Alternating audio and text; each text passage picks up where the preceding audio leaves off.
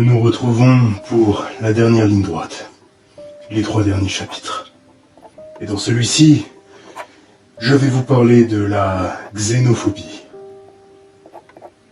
la peur des étrangers. Et à mon avis, rien ne peut être plus étranger que ce que nous allons voir dans cette histoire, dans laquelle nous suivrons donc Xavier. Aussi, si je commence à divaguer, je sens que le chapitre va être un peu long. Alors, commençons sans plus tarder. Quand Xavier se réveilla, tout avait l'air plutôt normal. Il était dans ce qui semblait être un mobil-home. Et comme tant d'autres avant lui et après lui, une fois ses nouveaux souvenirs implantés, il ne se posa pas plus de questions. Il démarra alors ce qui devait être sa routine matinale. Et une fois fini, il partit pour son travail. Il était serveur dans un bar-restaurant à l'intérieur d'un camping. Et une fois arrivé sur son lieu de travail, il salua ses collègues et commença une nouvelle routine. Ménage, rangement et inventaire avant ouverture. Puis, quand vient l'ouverture, accueil des clients, commandes, service, etc. Et jusque-là, tout me semblait étrangement normal. Même si, quand des campeurs étrangers arrivaient, Xavier faisait tout pour ne pas avoir affaire à eux. Il avait l'air de ressentir un certain agacement envers eux, voire du dégoût, quel qu'il soit. Mais bon, ce n'est pas la première fois que je vois ce genre de comportement, et en général, ça annonçait la raison de la présence de la personne dans le village. À cause de sa peur et de son mépris des autres, Xavier avait sûrement fait quelque chose de grave qui méritait punition. Et cette punition ne tarda pas à arriver. Mais j'étais loin d'imaginer que ce serait aussi... Enfin, vous vous en rendrez compte par vous-même. Car durant l'après-midi, d'un coup une ambiance pesante s'installa.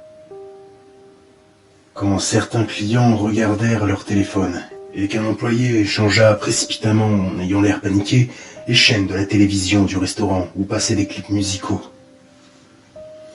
Sur toutes les chaînes d'information, on voyait une scène étrange, digne d'un film de science-fiction. Des vaisseaux spatiaux étaient postés un peu partout dans le ciel de la planète. Et des créatures en débarquaient et attendaient en dessous.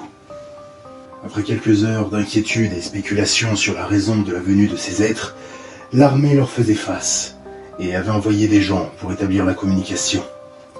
Sur les images, on voyait nos ambassadeurs en train d'essayer de communiquer avec des êtres de grande taille, la peau plutôt foncée, maigre, avec une pilosité faciale qui contrastait avec leur absence de poils sur le reste du corps. Elles possédaient de très grandes mains, surmontées par des griffes. Nos visiteurs ne semblaient pas particulièrement agressifs, mais ils avaient pourtant une aura inquiétante. Quelques minutes plus tard, les créatures remontèrent dans leur vaisseau et les ambassadeurs revinrent faire un rapport. Pendant que le reste de l'humanité était dans l'attente de la conclusion de ce premier contact, et alors que les journalistes essayaient de récolter les informations envers les militaires sur place, les choses revinrent, mais celle-ci était un peu différente, un peu plus petite, et elle ne possédait pas de barbe, mais une longue chevelure qui pour certaines cachait presque leur visage, ne révélant que leurs yeux dont se dégageait une aura bien plus menaçante comparée aux créatures précédentes. Et alors que tout le monde se demandait ce qui allait se passer, les nouveaux venus se mirent à bondir sur les soldats. Et elles les déchiquetèrent et les faisèrent valdinguer comme des poupées de chiffon. Malgré leur maigreur, elles semblaient insensibles aux armes à feu, comme si leur peau était aussi résistante que de l'acier. De plus, leur vitesse et leur agilité ne laissaient même pas le temps aux pauvres soldats de faire quoi que ce soit si ce n'est fuir. Dans le camping, et sûrement dans le reste du monde, c'était la panique générale. Les gens se précipitaient pour fuir, mais Xavier, lui, malgré la peur, semblait résigné. Après tout, où pouvait-il fuir? Où pouvait-il se cacher? Il rentra alors simplement chez lui, alors que tout autour le chaos régnait, et une fois rentré, il attendit, pendant de très longues heures, jusqu'à ce qu'une grande ombre apparut devant son entrée. Il se leva et ouvrit la porte. Devant lui se tenait une des créatures à la longue chevelure. Le bruit qui émanait de celle-ci ressemblait à une respiration ronflante. Et la chose le scruta comme si elle examinait notre chair. Elle pointa de son doigt griffu Xavier, puis une direction, comme pour lui dire où aller. Sans même réfléchir ou prendre des affaires avec lui, il se dirigea dans la direction que la créature de l'espace lui avait indiquée. Il ne mit pas longtemps avant de croiser d'autres gens qui se dirigeaient dans la même direction. Certains le regard vide, d'autres les larmes aux yeux ou tremblant de peur. Tout ce beau monde se dirigeait vers un des vaisseaux extraterrestres, et une fois arrivés, ils furent parqués et contraints à réaliser toute une série de tests physiques et psychologiques. Quand Xavier eut fini, il fut marqué au fer rouge, d'une marque sur la main, et il fut envoyé dans une sorte de bidonville. Là-bas, il fut accueilli par des humains qui lui expliquèrent ce qu'il faisait ici. Ces personnes avaient été choisies pour gérer le district où Xavier se trouvait. Ils lui exposèrent donc la situation. Les humains avaient été réduits en esclavage et devaient travailler pour les extraterrestres. Chacun avait reçu une marque sur la main qui symbolisait leur rôle dans tout ça. Et seules les personnes utiles aux créatures avaient été envoyées ici. Les autres disparaissaient sans laisser de traces. Et le rôle de Xavier était dans le service d'entretien général, donc le ménage, la cuisine et la gestion du matériel répondant aux besoins de ses tâches.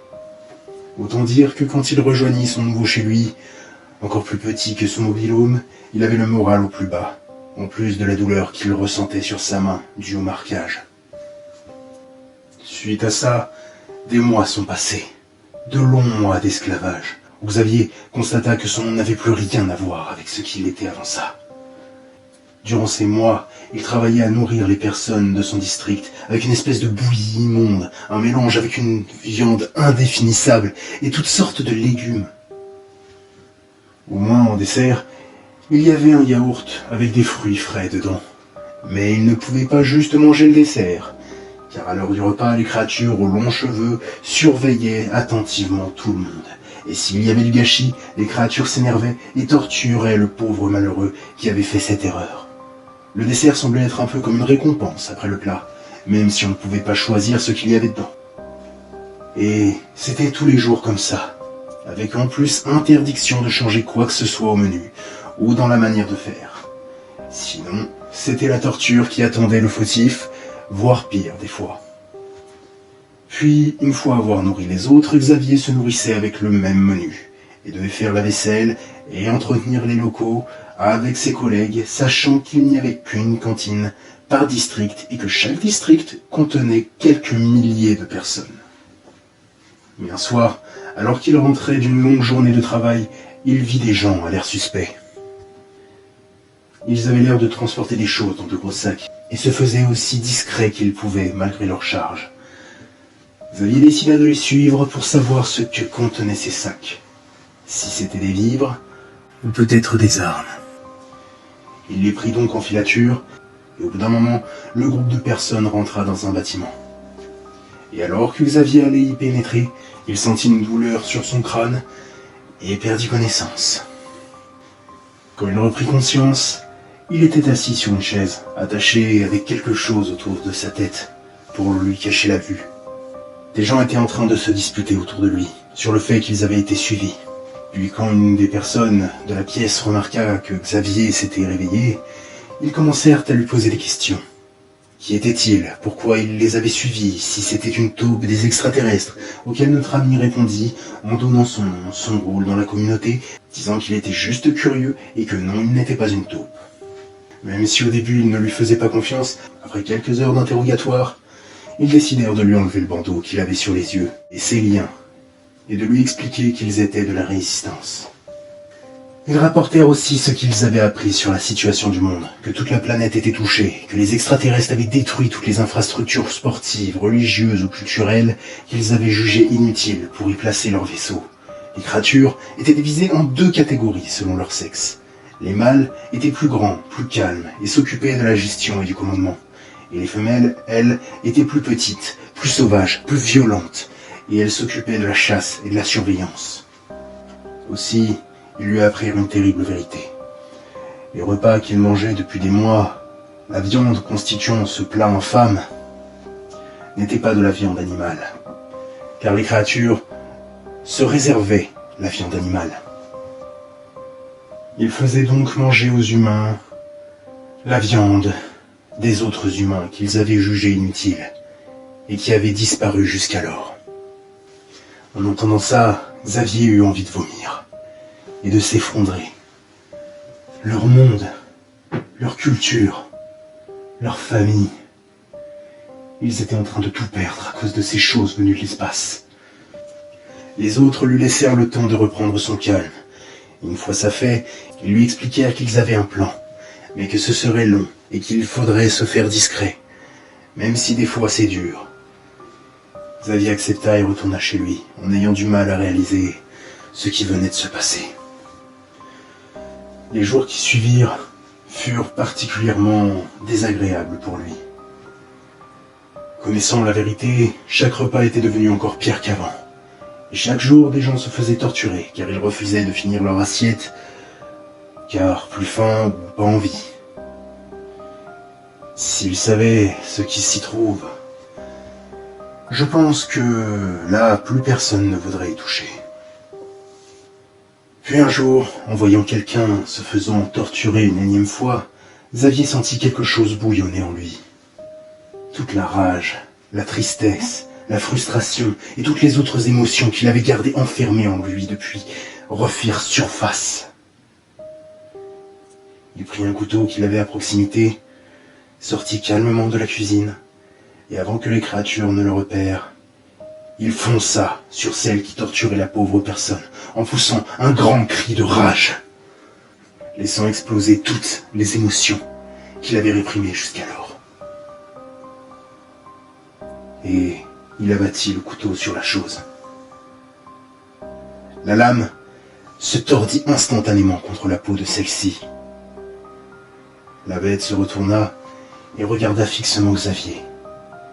Puis elle se mit à émettre un son étrange. Et en regardant ses yeux, il semblait presque amusé. Était-ce un rire ? Se demanda Xavier. La seconde qui suivit, il sentit quelque chose de bizarre. Il ne sentait plus son corps, et la créature tenait sa tête dans une de ses grandes mains griffues, alors que l'autre avait du sang au bout de ses griffes. Xavier perdit conscience de plus en plus, et je rouvris les yeux. Pour ceux qui n'ont pas compris ce qui vient de se passer, disons que, pour le ménage, une des parties de Xavier fut plus légère à transporter que l'autre. Ce cauchemar était particulièrement détaillé. Je me demande bien ce que Xavier a fait pour que tant d'efforts soient déployés. Enfin, je n'aurai sûrement jamais la réponse. Puis le chapitre est déjà assez long comme ça. Passons au suivant. L'avant-dernier.